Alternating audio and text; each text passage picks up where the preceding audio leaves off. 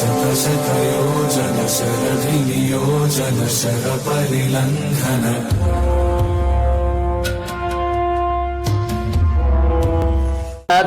देभक्यादिगुणान्नहं यतीन्द्रप्रवणं वन्दे रम्यजामाधरं मुनिं मीनादशमारम्भां नादयामुनमध्यमाम् अस्मत् आचार्यपर्यन्तां वन्दे गुरुपरम्परां கிருஷ்ணாபுரங்காலனி விஸ்வநாதபுரம் அவதாரத்திரை ஆஞ்சநேயர் கோவில் அவ்வளவு ஆச்சரியமாகவும் அற்புதமாகவும் நடந்து கொண்டிருக்கிறது. இந்த ஆஞ்சநேயருடைய கிருபா கடாட்சம் என்ன? இந்த ஆஞ்சநேயர் கையில 7 வச்சுட்டு இருப்பார். எந்த ஒரு இந்த பாரத பூமியில எங்கேயுமே இல்லாத மூர்த்தியாக்கம் இந்த அவதாரத்திரை ஆஞ்சநேயர். அந்த சத்சங்கமும் ராமநாமமும் விதைச்சி மக்களை புறம் உய்விக்க வேணுங்கிற ஒரே நல்ல எண்ணத்தோடு இங்க கடாட்சி கொண்டிருக்கின்ற அவதாரத்திரை ஆஞ்சநேயர் 7 வச்சு நம்மளுடைய கர்மா வினையை பூர்த்தி பண்ணுவதற்காகவே அங்கே எழுந்தருளி இருக்கிறார். நம்ம எல்லாரும் அந்த ஆஞ்சநேயர் கோயில் சன்னதிக்கு போய் 2 திருப்பு இல்லை 108 திருப்பு நாம சொல்லணும். ராம ராம ராம ராமன். நீ லட்சம் திருப்பும் கோடி திருப்பும் சொல்லலாம், ஆனால் 108 திருப்பு அவசியம் சொல்லணும். சொன்னாலே ஜென்மாந்திர பாவம் தீர்ந்துடும். அந்த மாதிரி நிறைய காரியங்கள் அவர் நடத்தி தர காத்துருக்கார். மக்கள் அத்தனை பேருமே அதை பிரயோஜனப்படுத்திக்கணும். இந்த கலிகாலத்தில் எது வேணும்னா நாம கதி, வேற ஒன்றும் வேணாம். இந்த நாமா சொல்றதுக்கு என்ன வேணும்? மனுஷால் இருந்தாலே போகிறோம். பணம் காசு தேவையில்லை, திதி வாரம் பார்க்க வேண்டியதில்லை, நட்சத்திரம் பார்க்க வேண்டியதில்லை. ஒரு ஹோமம் பண்ணா அத்தனையும் வேணும். நாமா சொல்றது எதுவுமே தேவையில்லை.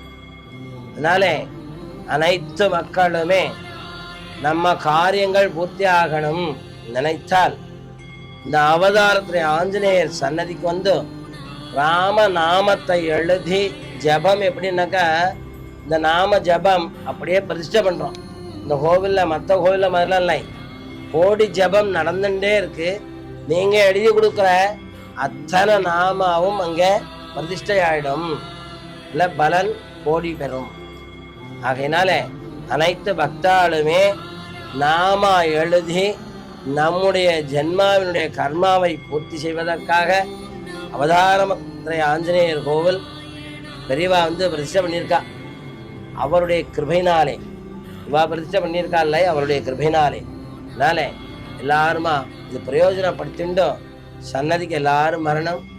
எல்லா மக்களும் உஜ்ஜீவிக்க வேணும் என்று ராமரையும் சீதா மாதாவையும் பிரார்த்தனை செய்யுண்டோ. வாசுதேவ ஹரி. ஓம் ஓம் ஸ்ரீ குருப்யோ நம அஸ்மத் குருப்யோ நம அஸ்மத் பரம குருப்யோ நம. அனைத்து பக்தர்களுக்கும் இனிய மாலை வணக்கம். கோவிலில் பார்த்தீங்கன்னா ஸ்ரீ அவதாரத்திரைய ஆஞ்சநேயர் திருக்கோவில் சொல்கிறாங்க. அவருடைய எடுத்த அவதாரங்கள் திரையனா 3, அதாவது 3 எடுத்த 3 அவதாரங்கள் எடுத்திருக்காரு. ஸ்ரீ அவதாரத்திரைய ஆஞ்சநேயர் அவதாரம் எடுத்திருக்காரு. ஃபர்ஸ்ட் பார்த்தீங்கன்னா ஸ்ரீ ராமம் ஹனுமத் சேவியம். அப்படின்னா ராம அவதாரத்தில் ஹனுமாரா வந்ததுனால ஹனுமானுடைய முகம். ஸ்ரீ கிருஷ்ண பீமா சேவிதம். அப்படின்னா கிருஷ்ண அவதாரத்தில் பீமனா வந்ததுனால புஷ்டியான தேகம். ஆனந்த தீர்த்தம் சப் சேவிதம் வேதவியாசம் பஜயனிதம். அப்படின்னா பார்த்தீங்கன்னா இந்த கலியுகத்தில் குருமகனா அவராக காட்சி அளிப்பதனால கையில் ஏடோட காட்சி கொடுக்குறாரு. ஸ்ரீ கிருஷ்ண பரமாத்மா அவருக்கு இந்த மாதிரி ஒரு வரத்தை கொடுத்தாரு. இனிமேல் இந்த கலியுகத்தில் நீ தான் குருவாக வர்றதுனால அவர் உங்களுக்கு காட்சி கொடுத்துருக்காரு. இந்த கோயிலுடைய சிறப்பு என்னென்னு பார்த்தீங்கன்னா, இது ராமநாம பிருந்தாவனம் சொல்கிறோம். எதனாலனா நம்மளுடைய ராமநாமங்கள் எழுதி கொண்டு கொடுத்தோம்னா மற்ற கோயில் சாமிகிட்ட சமர்ப்பிச்சுட்டு அப்புறம் கீழே போட்டுருவாங்க. நம்ம கோயில் நம்ம ஆஞ்சநேயருக்கு பின்னாடியே பிருந்தாவனம் மாதிரி ஒரு ரூம் மாதிரி கட்டி வச்சுருக்கோம். அந்த ரூமில் பார்த்தோம்னா அதோட நாமாக்கள் நம்ம சேமிக்கிறோம். அதனால தான் ராமநாம பிருந்தாவனம்னு சொல்கிறோம். அது பார்த்தீங்கன்னா இந்த கோயிலில் சுற்றி வரும்போது பார்த்தீங்கன்னா ஃபர்ஸ்ட் அபயகர ஆஞ்சநேயர்னு ஒரு ஆஞ்சநேயர் இருக்காரு.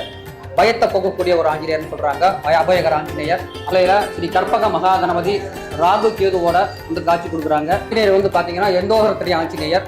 அது எதனாலனா வியாசராஜ தீர்த்தர்னு ஒருத்தர் இருக்கிறாரு, ஒரு மகரிஷி இருக்கிறாரு. அவர் மொத்தம் 732 ஆஞ்சநேயர் பிரதிஷ்டை பண்ணியிருக்கிறாரு. ஒரு வானரம் தோன்றிருக்கு. அதே மாதிரி 12 வானரம் தோன்றிருக்கு.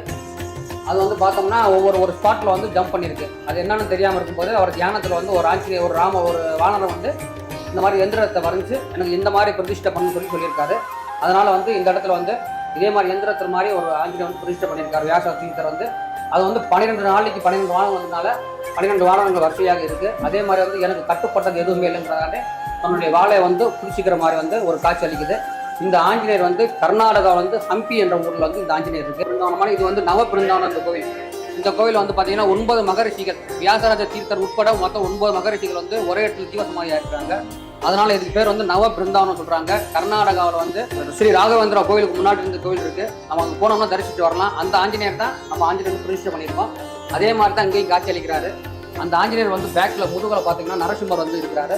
இவங்க வந்து சாரானம்பாள் நம்ம கோயில் கட்டினா நம்ம ஈஸ்வரமூர்த்தி எங்களோட வந்து இந்த வந்து வச்சு வழிபட்டுக்கிட்டே இருந்தவர். தொடர்ந்து இப்போ நாங்கள் வச்சு வழிபட்டு இருக்கோம். பியூர் ஆஞ்சநேயர்னு சொல்கிறாங்க. அதாவது சீதைத்தை வந்து பவ்யமாக தன்னுடைய கடமைகளை அவருடைய உத்தரவை கேட்கும்போது பவ்யமாக நிற்கிறாரு. ஆனால் நாமளும் சொன்னோம்னா நம்மளுடைய பிரார்த்தனை நிறைவேற்றப்படுகிறது இவருடைய சாஸ்திரம். நம்ம கோயிலில் பார்த்தீங்கன்னா சிறப்பு பூஜையாக மாதம் 27 நாளுக்கு ஒரு தடவை வர்ற பூஜை வந்து மூல நட்சத்திர பூஜை. அவருடைய ஜென்ம நட்சத்திரம் அங்கே வந்து விசேஷமாக கொண்டாடிக்கிட்டு இருக்கோம். அதனால் வந்து பக்தர்கள் எல்லாரும் வந்து இந்த பூஜையில் கலந்து கொண்டு அவருடைய அருளை பெறுமாறு அன்போடு கேட்டுக்கொள்கிறோம். நன்றி. இந்த ராம நாமம் எப்பேற்பட்டது அப்படின்னு சொன்னால் எல்லாவற்றையும் கொடுக்கக்கூடியது. என்ன எல்லாவற்றையும் அப்படின்னு சொன்னால் கம்பநாட்டாழ்வார் சொல்றார், ராமா என்று 2 எழுத்து, ராம அப்படிங்கிறதான இந்த 2 எழுத்து சொல்லிட்டா ஜென்மமும் மரணமும் இன்றி தீருமே.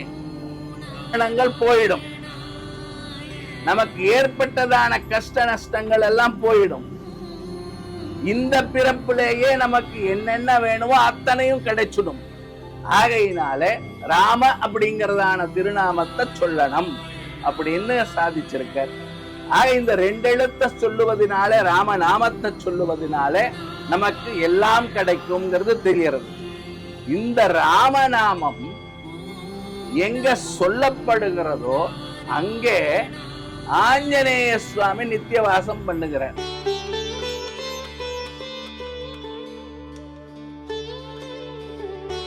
அவதாரத்ரய ஆஞ்சநேய கோவில்ல மூல நட்சத்திர பூஜை ரொம்ப விசேஷமா நடந்துட்டு இருக்கு. எல்லாரும் வந்து இதுல கலந்துக்கிட்டு நிறைய ஆஞ்சநேயருடைய அனுகிரகத்தை எல்லாரும் வாங்கிக்கணும்ட்டு ரொம்ப வேண்டி விரும்பி கேட்டுக்கிறோம். எல்லாரும் வந்து கலந்துக்கங்க. பேர் யோகீஸ்வரன். நான் இந்த கோயிலில் பொருளாளராக இருக்கேன். இங்கே மாதம் மூல நட்சத்திரத்துக்கு அன்னதானம் நடந்துட்டு இருக்கு. எல்லாம் வந்து கலந்துக்கிட்டு சிறப்பு தருமாறு அன்புடன் கேட்டுக்கொள்கிறேன். என்னுடைய பேர் சுதாகர். பேங்க்லேருந்து ரிட்டையர்ட் ஆகி இந்த கோயிலுக்கு ரெகுலராக வரவேன். இது ரெகுலராக பூஜை, மூலச்சத்திர பூஜை எல்லாமே பண்ணுறாங்க.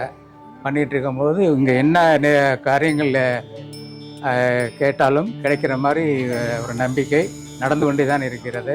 இந்த ஆஞ்சநேயர் வந்து கர்நாடகா மாநிலத்தில் மட்டும்தான் இருக்கும். ஏடு வச்ச மாதிரி அடுத்து நம்ம கோயிலில் தான் இதனுடைய ஸ்பெஷல். கோயிலுக்கு சிறந்த முறையில் வந்து நல்ல முறையில் கோயில் வளர்ச்சிக்கு ஆவணம் செய்யுமாறு மிக தாழ்மையுடன் என்னுடைய சார்பாகவும் கோயிலுடைய சார்பாகவும் கேட்டுக்கொள்கிறேன். அனைவருக்கும் ஜெய் ஸ்ரீராம். அனைவருக்கும் வணக்கம்.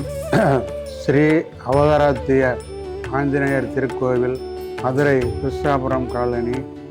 தமிழ்நாட்டில் பிற பகுதியில் இருந்தும் இங்கு வரக்கூடிய அளவிற்கு இந்த ஆஞ்சநேயர் கோவில் மிகவும் பிரசித்தி பெற்று வருகிறது.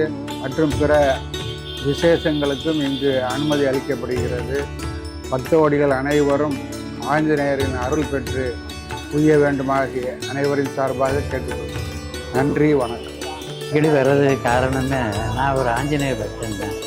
ஆஞ்சநேயர் இருக்க எல்லா கோயிலுக்கும் போவேன். அது வீடு பக்கத்தில் இருக்கிறனால நான் தினசரி இந்த கோயிலுக்கு வந்தே செய்வேன். வீட்டில் ஊரில் இல்லைன்னா கட்டாயம் வந்து பார்ப்பேன். அது எனக்கு ரொம்ப மன அமைதியை தருது. நினைச்ச காரியம் நிச்சயமாக நடக்கும்.